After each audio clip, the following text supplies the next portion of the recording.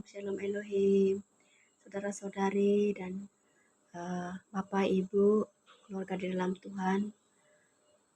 Hari ini saya mau mengungsikan kesaksian saya mengenai mimpi pada 29 hari bulan 6 2023, di mana saya bermimpi dan di dalam mimpi saya itu Pak Aditya datang ke rumah saya dan saya tahu di dalam tubuh Pak Aditya itu adalah Tuhan Yesus. Itu dalam mimpi saya. Terus kami itu bercerita santai-santai, kami di kaki 5. Dan dia bilang dia sedang mencari orang. Terus dia menceritakan bahwa dia mengasihi semua orang. Dia mengasihi semua orang di dalam dunia ini, katanya. Dia tidak mengira apakah apa agama orang itu, apa bangsa orang itu, dan apa suku orang itu, semuanya dia kasihi, katanya. Itu dia ceritakan kepada saya. Dan tiba-tiba kawan saya datang dan kawan saya ini dia sakit dan ada bekas operation di bagian lehernya yang sakit, dan saya melihat Pak Aditya menyentuh di bagian lukanya di leher.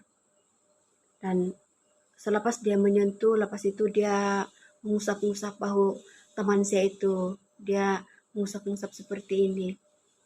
Terus saya mengatakan di dalam hati saya, walaupun kawan saya itu berpindah kepercayaan, tetapi Tuhan Yesus tetap mengasihi dia. Itu yang ada di dalam hati saya pada masa itu, di dalam mimpi saya itu.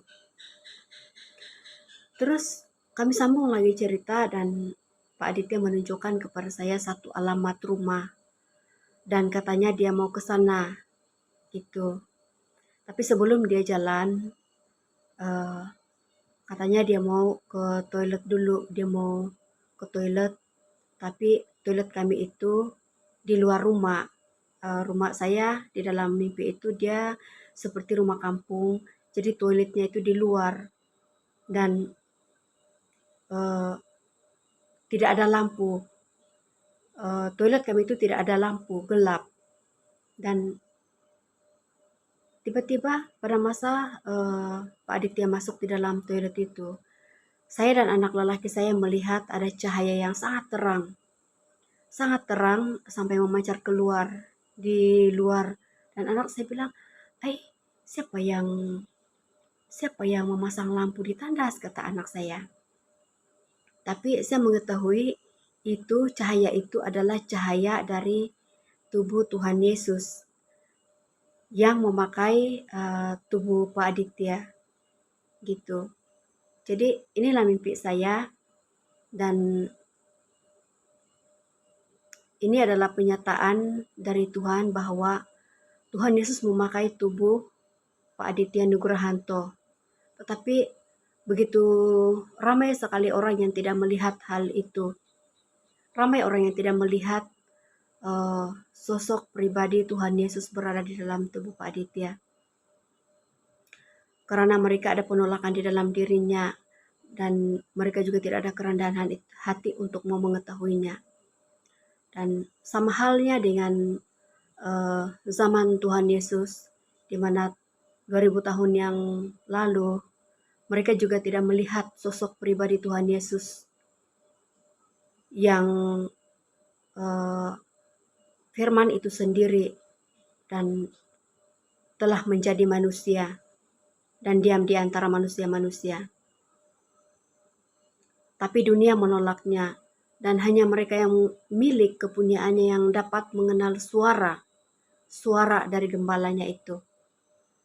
Jadi demikian juga yang terjadi sekarang ini. Mereka tidak dapat melihat sosok Tuhan Yesus di dalam pribadi Aditya Nugrahanto. Dan begitu juga dengan mempelai Ibu V, di mana ramai orang yang tidak melihat Roh Kudus, Roh Allah Bapa dan Roh Tuhan Yesus yang memakai Ibu V, yang menyerukan pertobatan kepada manusia di akhir zaman ini. Dan saat saya mengingat kembali setiap pengajaran-pengajaran mempelai melalui video-videonya dari 3 tahun yang lalu, tidak ada saya dapati pengajaran yang melencong. Bahkan mempelai terus-menerus menyuarakan pertobatan kepada manusia-manusia tanah yang memakai akal pikiran logika. Bahkan segala nubuatan-nubuatan mempelai Ibu V pun banyak sudah yang terjadi. Sungguh nyata, banyak yang sudah yang terjadi, tapi orang tidak melihatnya. Dan bahkan Ibu V juga menyerukan semua dukun-dukun di seluruh penjuru bumi ini untuk bertobat, datang kepada Tuhan. Karena hanya Tuhan Yesus saja yang lebih berkuasa daripada mana-mana dukun di dalam dunia ini.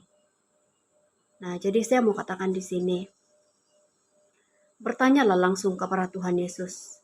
Bertanyalah langsung kepada Allah Bapa di sorga dengan penuh kerendahan hati. Janganlah kita menggunakan akal pikiran manusia tanah yang aku sombong. Kita ini manusia tanah dan kita ini adalah manusia yang berdosa. Kalau kita tidak dibukakan tentang alam roh, lebih baik berdiam diri. Lebih baik diam-diam saja.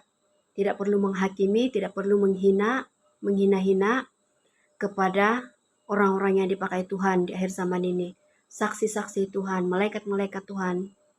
Jadi tidak perlu menghina-hina pekerjaan Tuhan, karena itu adalah semua pekerjaan Tuhan.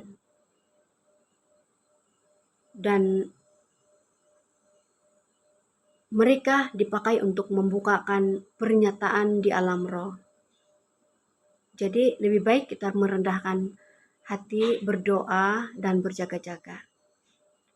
Jadi inilah kesaksian saya pada hari ini. Tuhan Yesus memberkati kita semua. Amin.